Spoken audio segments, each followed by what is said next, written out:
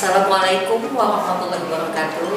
Anak saya, kita berjumpa kembali pada pertemuan yang kedua ini, yaitu pembelajaran bab pertama PPKN kelas 7. Hari ini kita akan mempelajari tentang dasar negara. Tentu anak-anak Anda semua tahu apa itu dasar negara. Ini adalah salah satu gambar yang ada, yaitu dasar negara kita, yaitu Pancasila. Hari ini kita akan membahas tentang perumusan dan penetapan Pancasila sebagai dasar negara.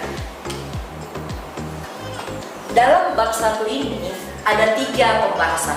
Yang pertama adalah perumusan Pancasila sebagai dasar negara, kemudian penetapan Pancasila sebagai dasar negara, kemudian semangat pendiri negara dalam merumuskan dan menetapkan Pancasila sebagai dasar negara.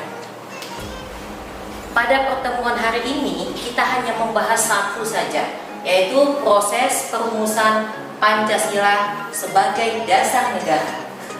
Dan adapun tujuan pembelajaran pada hari ini adalah kita harus mensyukuri dan menghargai proses perumusan dan penetapan Pancasila sebagai dasar negara. Mengapa kita harus mensyukurinya? Karena berkat para pendiri negara lah Indonesia sekarang sudah merdeka. Bayangkanlah anak-anakku, seandainya Indonesia tidak merdeka, Ananda, kita semua rakyat Indonesia tidak bisa bersekolah, tidak akan pernah memiliki HP ataupun ilmu pengetahuan. Kita akan terbelakang, pendidikan kita pun akan rendah. Jadi kita harus bersyukur ya terhadap para pendiri negara yang telah memberikan semangatnya untuk memerdekakan negara Republik Indonesia kita ini. Selanjutnya,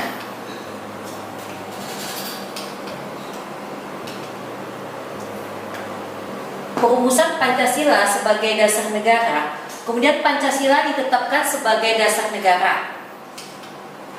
Dasar negara apa artinya? Yaitu dasar negara adalah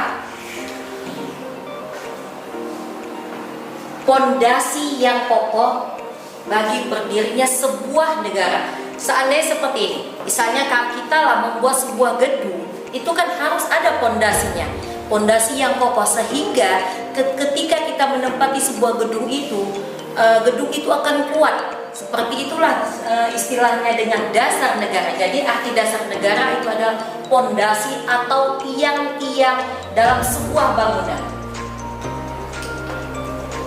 Kemudian dasar negara ini dibahas pada masa adanya organisasi BPUPKI. Siapakah yang membentuk badan BPUPKI? Yang membentuk badan BPUPKI ini adalah Jepang. Kenapa Jepang membentuk badan BPUPKI?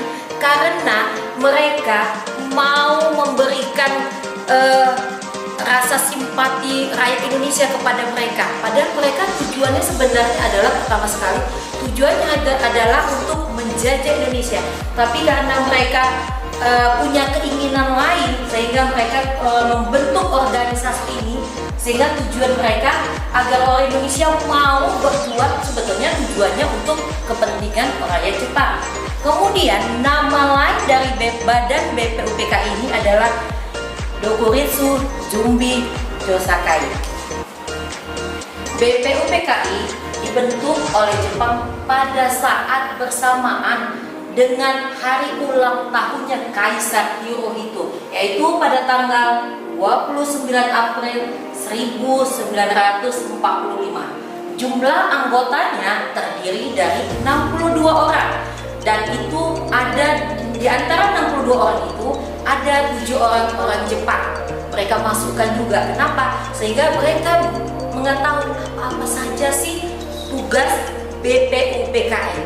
Ya, sebenarnya BPUPKI ini tujuannya adalah dibentuknya BPUPKI, tujuannya adalah untuk menyelidiki bagaimana supaya negara Indonesia ini bisa merdeka. Kemudian ketua BPUPKI diangkat adalah Kanjeng Raden Tumenggung Rajiman Bedjodiningrat. Mungkin Anda inilah fotonya ya. Foto ini zaman dahulu. Mungkin beliau kalau sekarang udah tidak ada lagi ya. Dan tujuan organisasi ini ya ada dua tujuannya.